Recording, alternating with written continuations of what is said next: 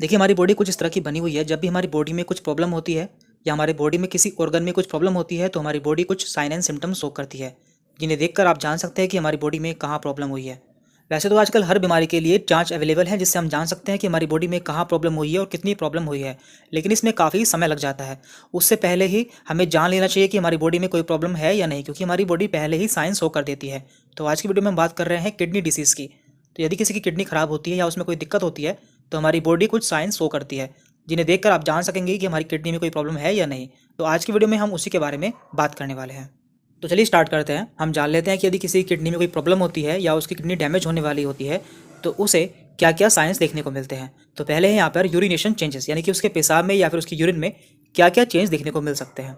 तो नंबर 1 है यहाँ पर मे हैव इंक्रीज और डिक्रीज यूरिन वॉल्यूम, यानी कि किसी का यूरिन का जो वॉल्यूम होता है या तो वो बढ़ सकता है, यानी कि उससे ज़्यादा पेशाब आ सकता है, या फिर उसे पहले से कम पेशाब आ सकता है। तो ये इसका पहला सिम्टम है। दूसरा है फोमी यूरिन, यदि किसी को उसके यूरिन में झाग झाग से महसूस होते हैं, उसका मतलब है कि उसके यूरिन में प्रोटीन का डिस्चार्ज हो रहा है, यानी कि उसके यूरिन में प्रोटीन पाई जा रही है। नंबर 3 है ब्लड इन यूरिन, यदि किसी में उसके यूरिन में ब्लड आता है तो भी ये किडनी डैमेज का एक रीज़न है या साइन है।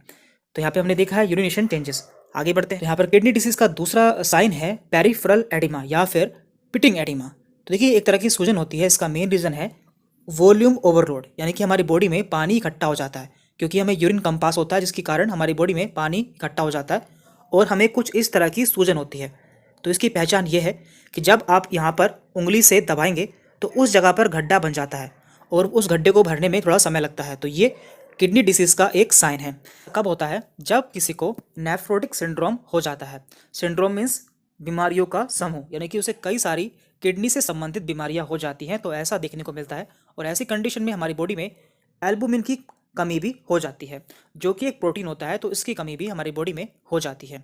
आगे बढ़ते हैं। इसके बाद है हाइपरटेंशन, यानी कि ब्लड प्रेशर का बढ़ जाना। तो ऐसा क्यों होता है? यदि किसी की किडनी में प्रॉब्लम होती है तो उसे यूरिन कम पास होता है, जिससे उसकी बॉडी में पानी बढ़ जाता है। पानी बढ़ जाने से उसका बीपी भी बढ़ जाता है due to increase intravascular volume. तो ऐसी कंडीशन भी हो सकती है यदि किसी को किडनी प्रॉब्लम होती है, तो आप इससे पहचान सकते हैं। इसके बाद है यहाँ पर डिस्पनिया, यानी कि डिफिकल्टी इन ब्रीथिंग, यानी कि सांस लेने में प्रॉब्लम। तो ऐसा क्यों होता है?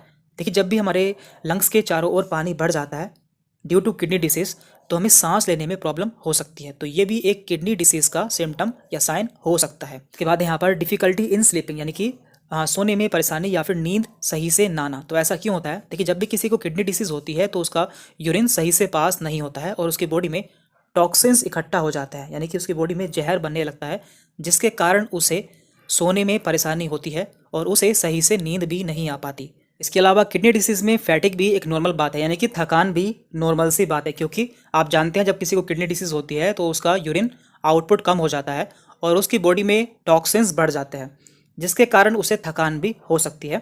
और यहाँ पर आपको एनीमिया भी देखने को मिल सकता है, यानी कि खून की कमी। ऐसा क्यों होता है? क्योंकि हमारी किडनी में एक हार्मोन पाया जाता है जिसका नाम है एरिथ्रोपोएटिन, जो कि ब्लड के फॉर्मेशन में हेल्प करता है। यदि हमारी किडनी खराब हो जाएगी तो वो हार्मोन भी कम हो जाएगा और हमारा खून सही से नहीं बन पाएगा। इसके बाद है स्लीपिंग इशू। तो हमें थकान, स्लीपिंग इशू यानी कि नींद न आने के कारण भी हो सकती है। तो ये सभी साइंस हैं किडनी डिसीज़ के।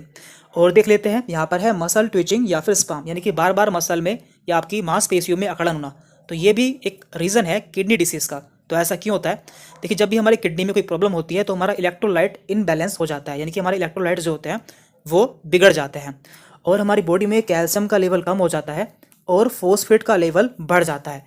इसी के कारण हमारी मांसपेशियों में दर्द रह सकता है या फिर हमारी मांसपेशियों में बार बार जकड़न हो सकती है। इसके बाद यहाँ पर एनीमिया, जैसे कि हम पहले देख चुके हैं, हमारी किडनी में एक हार्मोन पाया जाता है जिसका नाम है इरिथ्रोपोएटिन। तो जब भी हमारी किडनी में प्रॉब्लम होगी तो वो हार्मोन भी कम हो जाएगा और हमारा ब्लड सही से नहीं बन पाएगा।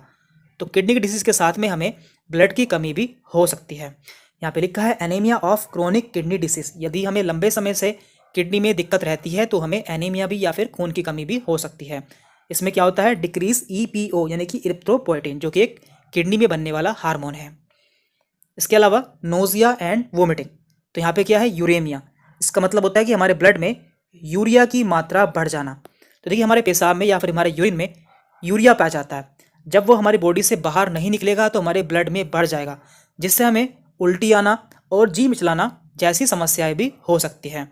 और किडनी डिसीज़ का लास्ट साइन है यहाँ पर एनोरेक्सिया या फिर वेट लॉस, यानी कि भूख कम लगना या फिर वजन कम हो जाना। तो इसका भी यही कारण है कि हमारे ब्लड में यूरिया की मात्रा बढ़ जाती है, जिससे हमें भूख कम लगती है और हमारा वजन कम होने लगता है। तो ये सभी साइन हैं किडनी डिसीज़ के। यदि आपको इनमें से कोई साइन अपने बॉडी में मिलता है तो आपको तुरंत जांच करानी चाहिए, तो आप इससे अच्छे से जान सकेंगे कि आपको कोई किडनी से संबंधित बीमारी तो नहीं है।